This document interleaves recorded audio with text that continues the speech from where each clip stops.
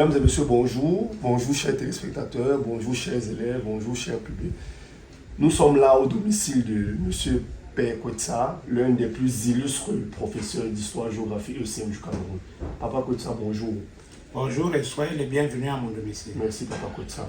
Comme vous pouvez le constater, notre visite à votre domicile n'est pas anodine.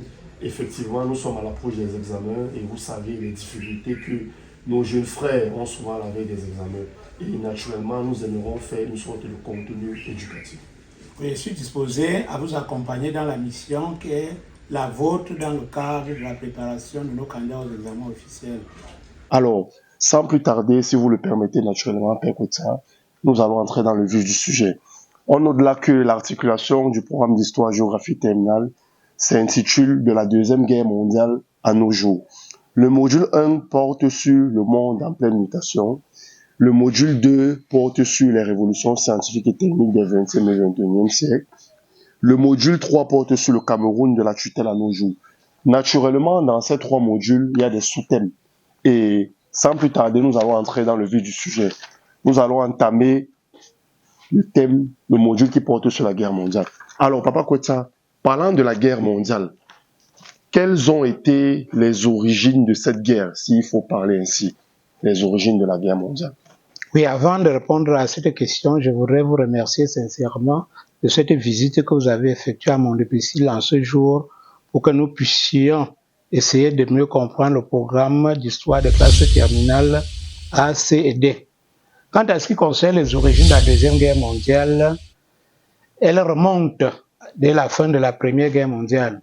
Parce que généralement, on dit que la fin de la Première Guerre mondiale portait les germes d'une nouvelle guerre. En ce sens que le mauvais règlement de cette guerre, lors du traité de Versailles, au lieu d'établir une base solide de la paix dans le monde, a plutôt suscité des rancunes.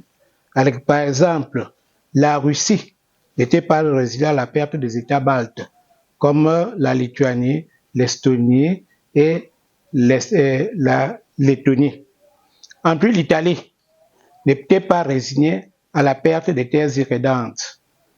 La France ou bien l'Allemagne n'était pas aussi résiliée à perdre l'Alsace et la Lorraine, qui lui a été arrachée au profit de la France. Voilà pourquoi, lorsqu'Hitler va prendre le pouvoir en Allemagne, il va déclarer le traité de Versailles un diktat que le peuple allemand ne peut accepter. En plus de ce mauvais dérèglement de la Première Guerre mondiale, il y a eu la crise économique de 1929.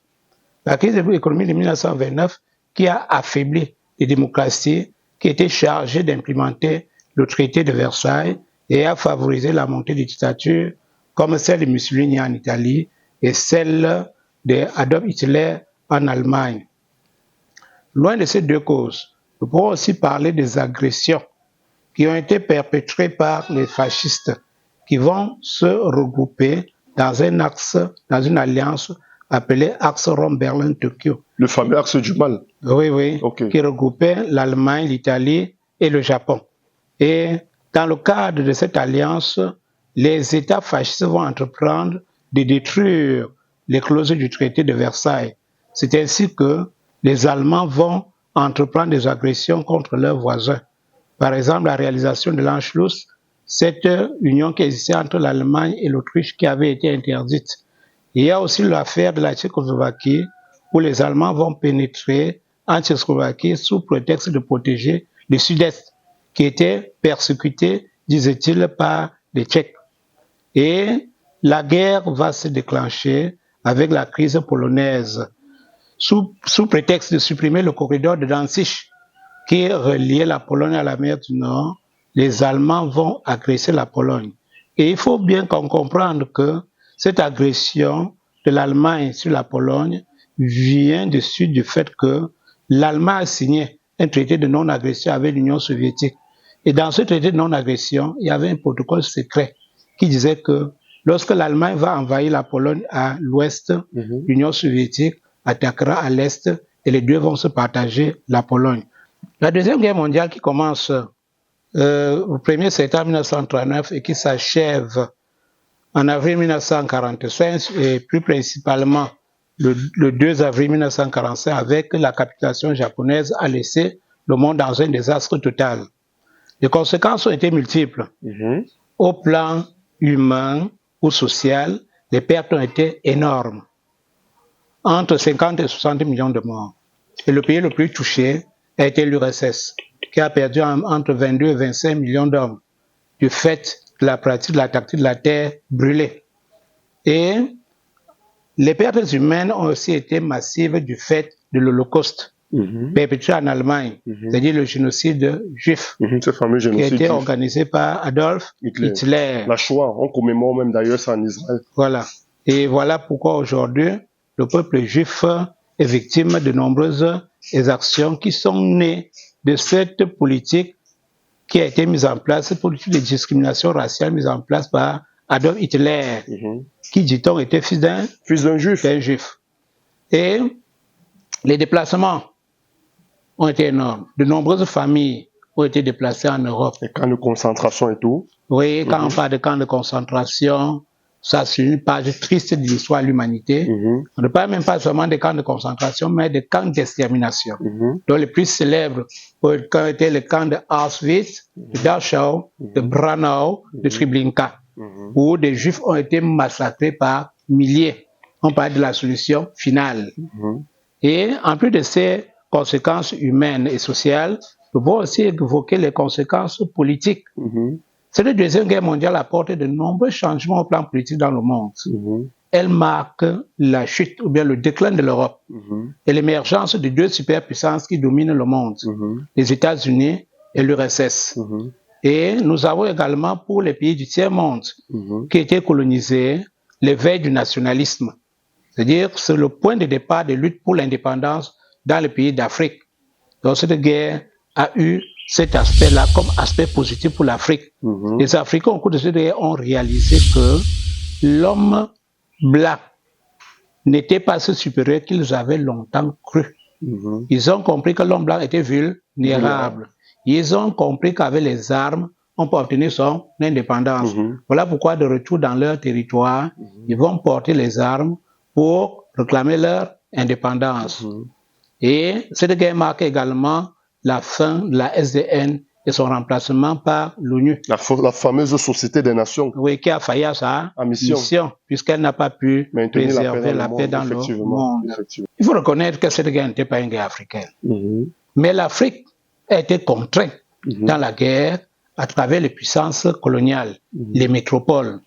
En réalité, les Africains sont allés combattre pour une cause qu'ils ne connaissaient pas. Et ce sont les métropoles qui ont fait appel à la mobilisation des colonies. Vous vous souvenez de l'appel du 18 juin 1940, lancé par le général de Gaulle. Depuis la BBC à Londres, il a dit la France n'a pas dit son dernier mot. Elle peut compter sur l'Afrique. Et c'est ainsi donc qu'un appel a été lancé aux Africains de se mobiliser en faveur de la France libre.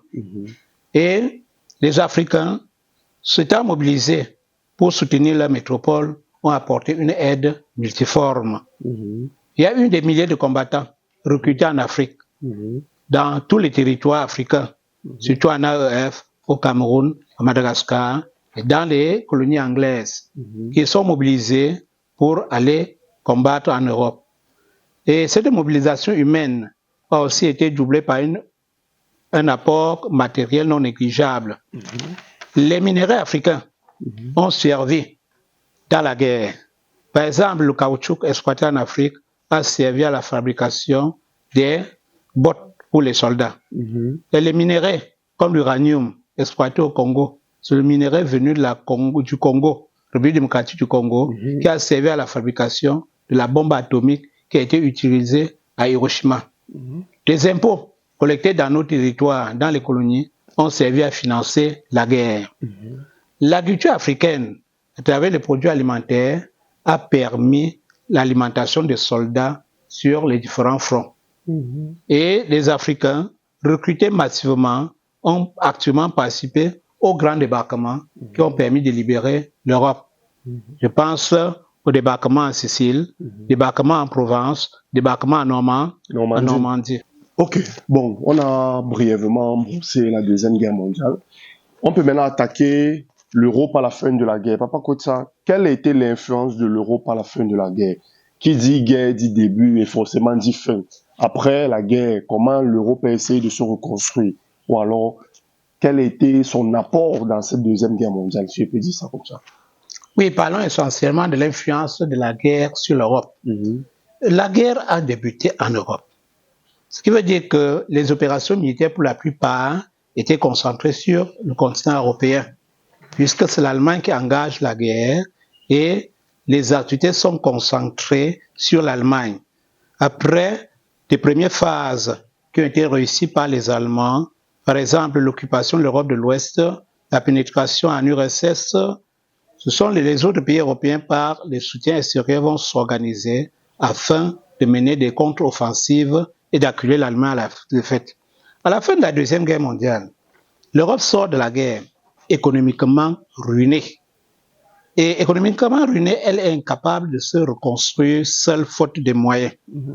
Les États-Unis, qui ont vécu la guerre de loin, puisque les opérations militaires ne s'étaient pas déroulées sur le continent américain, ils ont dû profiter de cette guerre pour développer leur économie, puisque les États-Unis ont développé l'industrie de guerre. Et ils ont même eu à adopter aux États-Unis la loi du prêt-bail et du cash-and-carry, qui consistait à venir en aide aux pays belligérants. À la fin de la guerre, les pays européens sont ruinés économiquement, sont lourdement endettés. Et les États-Unis s'étant rendus compte que si l'Europe ne se relève pas, elle sera aussi en difficulté. Elle va subir une crise comme celle de 1929, née à la suite de la Première Guerre mondiale. Les États-Unis proposent donc aux pays européens un plan de reconstruction de l'Europe. Le fameux plan Marshall. Le plan Marshall, qui était donc annoncé par George Marshall. Et ce plan Marshall adressé aux Européens sera diversement suivi.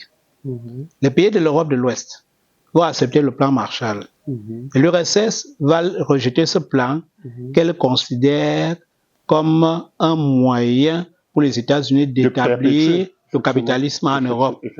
Et l'URSS va donc inviter les pays qu'elle a libérés, c'est-à-dire les pays de l'Europe de l'Est, que nous avons appelés les satellites de l'URSS, à rejeter ce plan Marshall.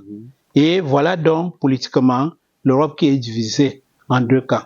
Le bloc communiste et le bloc capitaliste. Le bloc capitaliste est constitué des pays qui ont accepté le plan Marshall. Et le bloc communiste ou le bloc de l'Est constitué des pays qui ont rejeté le plan Marshall. C'est ainsi qu'à la conférence de Paris, les pays qui ont accepté le plan Marshall vont se regrouper et fonder l'OECE. Et vont proposer aux Américains leurs besoins pour les années 1948-1952. Et les États-Unis vont s'engager à leur venir en aide dans le cadre du plan Marshall. Il faut comprendre que le plan Marshall était une aide globale assortie de conditions. Il s'agissait pour les États-Unis de transporter les produits américains en Europe et que les pays européens les vendent et utilisent de l'argent pour se reconstruire, pour reconstruire les régions dévastées par la guerre. Voilà donc à quoi consiste le plan Marshall. Ce plan Marshall va donc conduire à la division de l'Europe en deux blocs, d'où la naissance de la guerre froide, la fameuse guerre froide qui oppose le bloc communiste et le bloc capitaliste. Ok, on a fini avec la guerre, on a abordé l'Europe à la fin de la guerre. Il est important de rappeler à nos téléspectateurs qui nous suivent que nous partons de manière crescendo, c'est-à-dire de manière progressive. Maintenant, on va aborder le Moyen-Orient. Ce fameux conflit israélo-palestinien, Papa Kotsa, ça ne date pas d'aujourd'hui. Quelles sont les origines en fait? Le conflit israélo-arabe remonte au temps très ancien. Pour mieux comprendre les origines de ce conflit, il faut aller chercher dans la Bible, puisque c'est un conflit qui oppose d'abord deux religions. Quand on parle d'Israël, ce sont les Juifs. Quand on parle des Arabes palestiniens, ce sont les musulmans. Et les deux peuples descendent des mêmes ancêtres. C'était des frères. Donc la religion va les diviser. Mais dans le contexte de notre programme en terminale, nous partons de la fin de la Deuxième Guerre mondiale. À la fin de la Deuxième Guerre mondiale, vu les persécutions dont les Juifs ont été victimes en Allemagne, il a été proposé, depuis, avant même la Première Guerre mondiale, les Juifs sont victimes de persécutions dans le monde, il faut le rappeler. À la fin de la Deuxième Guerre mondiale, la Palestine était sous tutelle britannique. Et les Britanniques vont annoncer leur départ de la Palestine. Et étant donné que la Palestine était un territoire sous tutelle, la Grande-Bretagne s'étant rendu compte que les deux peuples ne peuvent pas cohabiter ensemble sur ce territoire, va mettre l'ONU face à ses responsabilités. La guerre de 1948-49 s'étant achevée par la victoire d'Israël, en 1946, c'est encore une autre guerre. Cette guerre est liée à on appelle ça la crise de Suez. La crise de Suez. Lorsque Nasser décide de nationaliser le canal de Suez, il a levé des boucliers des États comme la France, la Grande-Bretagne, qui avaient leurs actions dans le canal de Suez. Voilà encore une deuxième guerre israélo-arabe. En 1967, les tensions ressurgissent encore. On parle de la guerre de 6 jours. C'est là où on parle d'une guerre préventive. Et les Juifs, bien les Palestiniens arabes, bien tous les États arabes du Moyen-Orient coalisés vont encore attaquer Israël. Et en 6 jours, la victoire d'Israël est totale sur les pays arabes. Et les Palestiniens vont s'engager à prendre leur destin en main. Les Palestiniens réfugiés dans les pays arabes et en Afrique du Nord vont créer l'Organisation de libération de la Palestine. Et l'Organisation de la Palestine a pour objectif de libérer la Palestine par tous les moyens. L'OLP, dirigée par Yasser Arafat.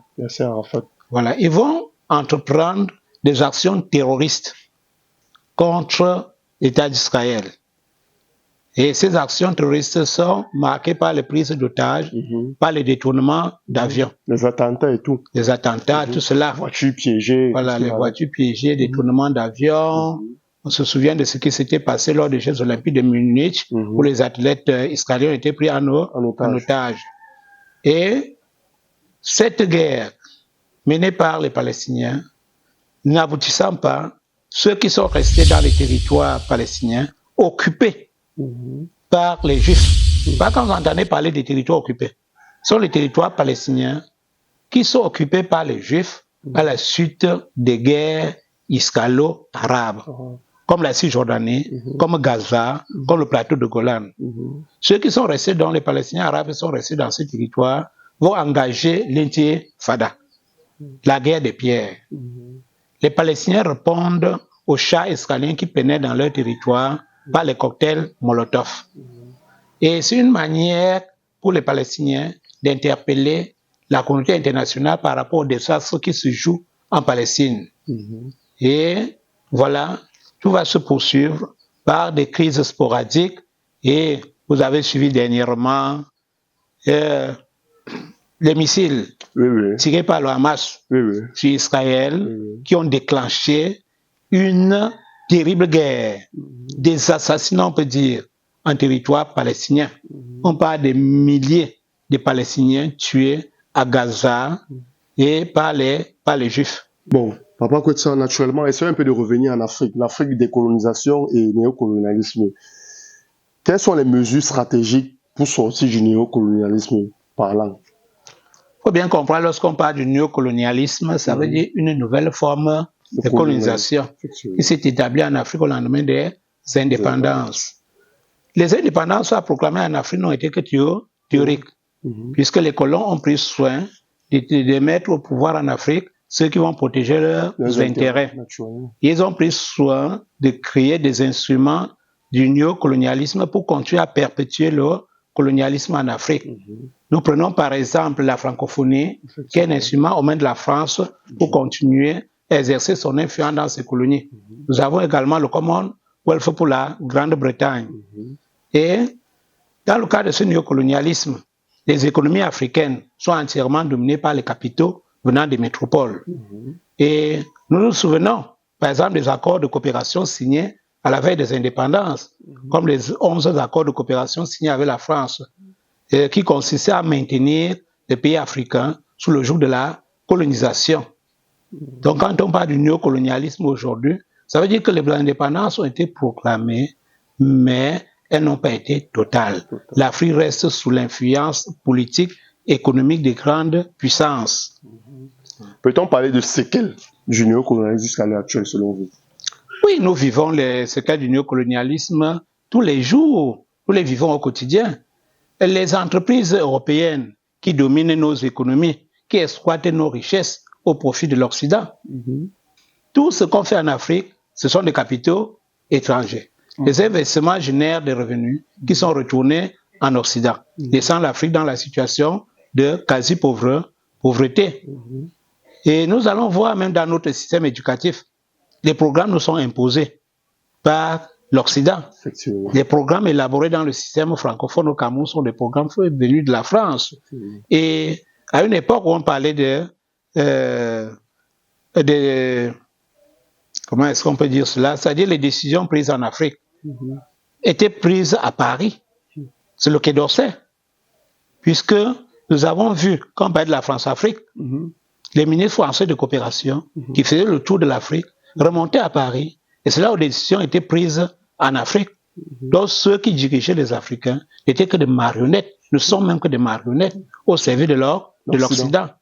Ce qui veut dire donc que les séquelles du néocolonialisme, c'est l'appauvrissement de l'Afrique. C'est la culturation de l'Afrique. Ok. Revenons un peu vers le Cameroun. Ou alors rentrons un peu en Afrique, spécifiquement le Cameroun. Cette fameuse marche vers l'indépendance. J'ai un penchant fou pour ces grands nationalistes qui nous ont façonnés, qui ont marqué notre enfance, qui nous ont donné une sorte d'indépendance entre guillemets. Indépendance entre guillemets parce que nous sommes toujours sous le joug des puissances coloniales. Mais essayons un peu de parler de ces grandes figures nationalistes. Oui, il faut comprendre que le nationalisme camerounais remonte bien avant la Deuxième Guerre mondiale. Parce que déjà, pendant la période avant la guerre, il y avait déjà des Camerounais qui avaient manifesté leur volonté de se débarrasser des colons en Afrique. Et le nationalisme s'organise surtout au lendemain de la Deuxième Guerre mondiale, avec la création de l'Union des populations du Cameroun. Le fameux UPC. Oui, avec des nationalistes comme Ruben Oumniobé. On va marquer un temps d'arrêt, Papa Kwetsa. Vous venez de citer un grand nom, vous avez dit Oumniobé. Il était important de rappeler que ceux qui nous suivent, c'est-à-dire les candidats qui vont composer, ils doivent avoir cet esprit. Selon moi, mon humble avis, chaque Camerounais devrait avoir un Oumniobé en lui. Parlez-nous brièvement de Oumniobé, parce que de nos jours, il y a ce manque de culturalisme qui parcourt nos esprits. On ne respecte plus les figures de l'histoire. Vous venez de citer un nom emblématique. J'aimerais vraiment qu'on mette un accent sur Oumniobé, le personnage en question. Oui, si nous voulons parler essentiellement de Oumniobé, brièvement, il faut reconnaître que c'est l'un des grands nationalistes, pour ne pas dire le plus grand nationaliste camerounais. En toute humilité. Oui, Oumniobé il était d'abord syndicaliste, avant de s'engager en politique. Et lorsqu'il s'engage en politique avec l'UPC, Oumniobé était pour l'indépendance totale du Cameroun. Et comme le Cameroun avait été divisé pendant la période coloniale, enfin nous sommes toujours un peu dans la période coloniale, pour Oumniobé, il fallait procéder à la réunification du Cameroun et l'indépendance immédiate. Voilà le combat que menait Ruben Oumniobé. Il a été à l'ONU pour défendre cette cause. Et nous nous souvenons de sa visite à l'ONU le 17 décembre 1952. Et il était un fervent défenseur des libertés au Cameroun, l'indépendance du Cameroun. Il a refusé tout compromis avec les colonisateurs. Voilà pourquoi il a payé de sa vie. Il a été tué dans le maquis à Bomiebel par les colons français avec la complicité des Camerounais qui étaient pro-occidentaux. Voilà. Ok. Outre Oumniobé, Papa Kwetsa, est-ce qu'il y a encore une autre figure de l'histoire qui a marqué le Cameroun? Pendant cette période, évidemment, oui, pendant cette période, Oumniobé n'était pas le seul. Si nous prenons tout au sein de l'UPC, nous avons des gens comme Osende Afana. Osende Afana qui menait le combat dans le sud-est du Cameroun. On a Aîné Wandier. Aîné Wandier qui était en pays bamileke, surtout dans la région du Mungo, et qui était l'un des ténors du nationalisme camerounais. À part Aîné Wandier, on a aussi les noms, les Abel Kingé et autres. Et tous ceux-là sont morts pour l'indépendance du Cameroun. Ok, on parlait tantôt de Ruben Oumniobé, figure marquante de l'histoire, et vous avez chuté en disant qu'il n'était pas la seule figure de l'histoire. Il y avait Ernest Wandier et consorts. Et il est important de rappeler que vous n'êtes pas Bassa, je ne suis pas Bassa, mais votre admiration pour Oumniobé montre à suffisance qu'effectivement, il était un grand du pays, quoi. Il a contribué de manière positive à ce que nous ayons notre indépendance. Et aussi, j'aimerais qu'on mette l'accent sur le patriotisme. Je voudrais que vous parliez de manière brève sur le patriotisme. Mettez un peu l'accent sur le patriotisme. Il faut comprendre que la lutte pour l'indépendance du Cameroun n'était pas une affaire de communauté. Voilà. On luttait pour l'indépendance de tout le Cameroun. Voilà pourquoi, à cette époque, on ne parlait pas de tribalistes. Effectivement. Et l'UPC, qui avait été créé ici à Ndokoutié, va tenir son congrès à Tchang. C'est là où Njumesi Mathias sera intégré au sein de l'UPC. Et le président même de l'UPC, parce que Oumniobé était secrétaire général. Voilà. Félix Moumie, c'était un Bamoun. Le Félix Moumie qui a assassiné en Europe, en Suisse, où il a été empoisonné. Donc le nationalisme camerounais, c'était des patriotes qui luttaient pour la patrie, pour la nation camerounaise tout entière. Il n'y avait pas de distinction de tribus. Voilà pourquoi aujourd'hui, tous les Camerounais devaient être fiers du combat que menaient ces nationalistes. Bon, on a abordé de manière suffisante et précise l'intitulé qui portait sur la Deuxième Guerre mondiale. J'aimerais à présent qu'on essaye de revisiter la méthodologie pour les élèves qui sont à quelques jours de leurs examens. Oui, la méthodologie, l'épreuve d'histoire au baccalauréat se présente comme suite. L'épreuve d'histoire comporte deux grandes parties. Une partie sur l'évaluation des ressources, une autre partie sur l'évaluation des compétences. Parlant de l'évaluation des ressources, nous avons deux exercices. Le premier exercice, on demande aux candidats à l'examen, dans une production de 15 à 20 lignes, nous sommes en série littéraire, production de 15 à 20 lignes, on vous demande de traiter un thème qui vous est proposé. Peut-être on peut dire, dans une position de 15 à 20 lignes, analyser deux causes de la Deuxième Guerre mondiale. Et cet exercice comporte trois éléments fondamentaux. Il y a le préambule. Le préambule consiste à amener le sujet. Il y a une histoire, généralement, pour amener le sujet, on met le sujet dans son contexte. On ressort le contexte historique. Ça, c'est le préambule. Et après le préambule, c'est l'argument. Les arguments. Si on vous a demandé deux causes, vous ressortez les deux causes sous forme d'arguments. C'est-à-dire, vous les expliquez et vous illustrez. Et pour terminer, vous faites un bilan. Qu'est-ce qui ressort de votre analyse? Parce que les élèves ont tendance à confondre le bilan et le résumé, ou bien croire que c'est une conclusion. Le bilan, qu'est-ce que nous retenons de ce que nous venons de faire? Qu'est-ce qui ressort de ce que nous venons de faire? Voilà la leçon qu'on tire de ce qu'on vient de faire. Donc voilà les trois articulations du premier exercice sur la production écrite. Préambule, argument et bilan. Préambule, 1 point. Argument, 3 points. C'est-à-dire, vous ressortez l'élément, vous expliquez, vous illustrez, ça fait 1,5. Si on avait demandé 2 éléments, ça fait 1,5 fois 2. Et le bilan, 1 point. Voilà le premier exercice, 5 points. Deuxième exercice, on vous donne un fragment de texte. Un texte historique, avec des informations tronquées. 4 fausses informations, qu'on appelle les informations erronées. Et ces informations erronées, si l'épreuve est bien conçue, portent sur une date, un nom, un lieu, un fait historique. Et on vous demande de rétablir la vérité historique. Vous devez, dans un premier temps, relever les 4 informations fausses. Et dans un deuxième temps, vous recopiez le texte en remplaçant les informations fausses par des informations justes. Et prenez soin, chaque fois que vous avez remplacé, de souligner. Et cet exercice, lorsque vous avez relevé les 4 informations fausses, c'est demi-point fois 4. Ça fait 2 points. Lorsque vous rétablissez la vérité historique, c'est demi-point fois 4, 2 points. Donc cet exercice est sur 4 points. Deuxième partie de l'épreuve, évaluation de la compétence. On vous donne des documents. Ça peut être une série de 3 à 5 documents. Et ces documents portent sur une thématique, sur un thème. Et on va vous donner 3 questions qu'on appelle les tâches. Il y a 3 tâches à exécuter. Tâche 1, tâche 2, tâche 3.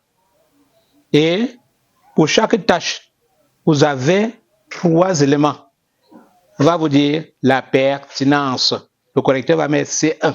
Ça, c'est la pertinence. C2, c'est la correction. C3, c'est la cohérence. Maintenant, que veut dire pertinence? La pertinence veut dire, est-ce que vous exécutez la tâche qu'on vous a demandé?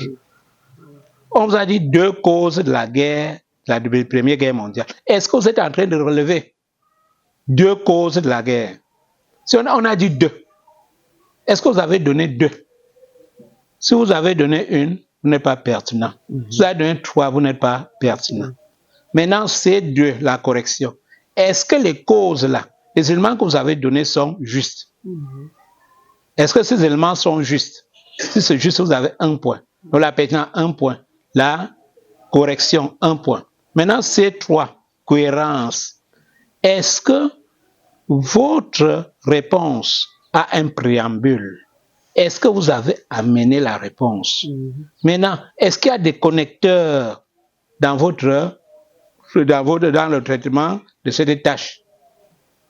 Voilà donc les 3 éléments. Donc il faut, dans la cohérence, il faut amener le thème, ou bien ce qu'on peut dire le sujet. Ensuite, est-ce qu'il y a des éléments de liaison? Est-ce qu'il y a des illustrations? Voilà, cohérence. On dit qu'il est cohérent. 1 point. Après chaque tâche, après la première tâche, il y a une transition. Naturellement. Maintenant, il y a la présentation. Ok, on était sur la méthodologie, on était au niveau du grand 2, on n'avait pas parlé de l'introduction, on était au niveau du grand 2, de la présentation, la lisibilité et tout ce qui va avec.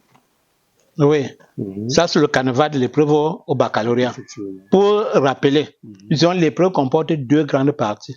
Évaluation des ressources et la deuxième partie, évaluation des compétences. Chaque partie est notée 9 points.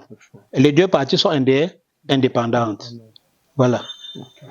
Et il faut bien respecter la consigne, 15 à 20 lignes. Lorsque vous débordez 20 lignes, vous avez 0 point. Vous avez 0 sur le nombre de lignes qui rentre dans le cadre de la présentation. Si vous avez moins de 15 lignes, c'est la même chose. Voilà. Très souvent, les élèves font face à un problème lors des examens. Ils introduisent bien, ils font un bon corps du devoir, mais on constate que la conclusion est bafouée. Qu'est-ce que vous pouvez leur dire? Dans la méthodologie actuelle, nous ne parlons plus d'introduction-conclusion, puisque nous ne faisons plus de dissertation en histoire-géographie. Ce qu'ils font là, dans la production de 15 à 20 lignes, on demande de faire un préambule. Ce que d'aucuns disent introduction. Le préambule, je vous ai dit en histoire, partez du contexte historique. On vous dit par exemple, les conséquences de la Deuxième Guerre mondiale. Situez la Deuxième Guerre mondiale dans son contexte. De 1939 à 1945, le monde est entré dans une guerre, ainsi de suite, ça va. Et vous rentrez sans les conséquences. Ça, c'est ce qu'ils disent que l'introduction, c'est le préambule. Et maintenant, quand vous avez donné les arguments, ce qui croit être la conclusion que nous appelons le bilan, il faut dire, il ressort que nous pouvons retenir que, force est de constater que c'est ce qui découle de ce que tu viens de faire. C'est simple. C'est simple. Il ne faut pas croire que c'est une conclusion. Parce que quand on dit conclusion, ça veut dire que tu vas faire le bilan, tu vas faire la la réponse à la problématique va faire l'ouverture du débat. Non. C'est là où il y a son ambiguïté dans le Non, ce n'est plus comme ça actuellement. Okay. Vous faites uniquement le bilan. Okay. Et dans les tâches, préambule, parce que les tâches sont sous forme de questions. On ne numérote pas. Mais lorsqu'on a fini une tâche, on fait la transition vers la ligne. On attaque une autre tâche, on ne numérote pas. La première phrase, le préambule, ça peut être une fois, deux phrases. Et on rentre dans l'argumentation. Les arguments supposent que je donne un argument, j'explique, je justifie. C'est-à-dire, j'illustre un exemple. Voilà. Deuxième argument, simple. Et après maintenant, transition. Qu'est-ce qu'on retient? Où va-t-on?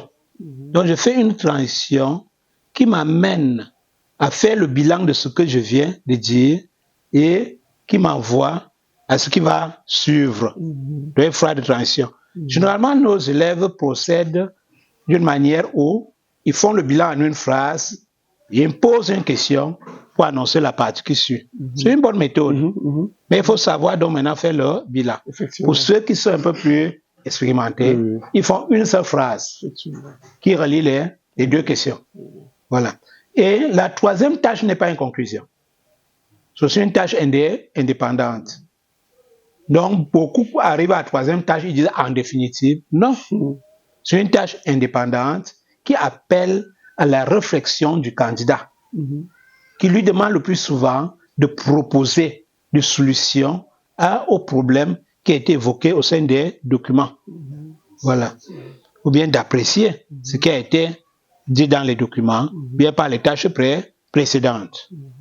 Voilà. Alors, Papa Kwetsa, déjà, merci. Merci pour ce que vous avez fait. Merci. Vous nous avez permis de revisiter, d'aider nos jeunes frères à revisiter leur programme d'histoire et tout à la veille des examens. On a coutume de dire que l'homme n'est rien sans son mort, mais chez nous aussi, on dit que l'homme n'est rien sans son père. Vous n'êtes pas uniquement notre père à nous, vous êtes le père de bon nombre de générations. Et chez nous, naturellement, chez nous, GG Sal, on ne vient pas à la chefferie les mains vides. C'est la raison pour laquelle nous vous avons fait ce petit cadeau, ce petit présent que voici. Et à l'intérieur de ce présent, vous verrez l'invitation à l'inauguration solennelle du chantier de GG Sal qui ouvre les portes dès le 19 mai. Donc déjà, c'est votre invitation. À côté de ça, on vous a aussi remis un petit présent que vous verrez. Et la structure va lancer son chantier dès le 19 mai. Et nous voulons vraiment que vous soyez présents ce jour. Oui, je vous remercie sincèrement de cette visite et de ce que vous êtes en train d'entreprendre. Tous mes encouragements pour les efforts que vous faites dans un contexte aussi difficile. Et je vous encourage à aller de l'avant et que le succès soit avec vous. Je suis de tout cœur avec vous et je serai avec vous le 19 pour le lancement des autres activités. À tous les membres du GG Sal, je dis merci et tous mes encouragements, allez de l'avant et que le succès soit avec vous. Bon, je pense que là, on a bouclé de manière définitive ce programme d'histoire pour les classes de terminale. Et naturellement, comme on dit souvent chez nous, lorsque les intentions sont nobles, forcément l'Éternel approuve. Mesdames et messieurs, chers candidats, chers téléspectateurs, c'est ainsi que notre émission prend fin. Et c'est un plaisir pour nous, Papa Kwetsa, d'avoir pu faire cet entretien avec vous, qui, on espère, va pouvoir aider les générations futures, même après bon nombre d'années. Et on profite de cette occasion déjà pour vous remercier une fois de plus, pour remercier le producteur de GGE, j'ai nommé M. Guérin Péné, qui est présentement en Russie. Merci à lui. Et naturellement, une pensée pieuse à notre enseignant et illustre enseignant de philosophie, M. Sophos, qui a rendu l'âme il y a de cela 2 jours. Pensée pieuse et lui à sa famille. Mesdames et messieurs, rendez-vous dans les prochains jours. Élisée Titi à l'antenne, production GGE.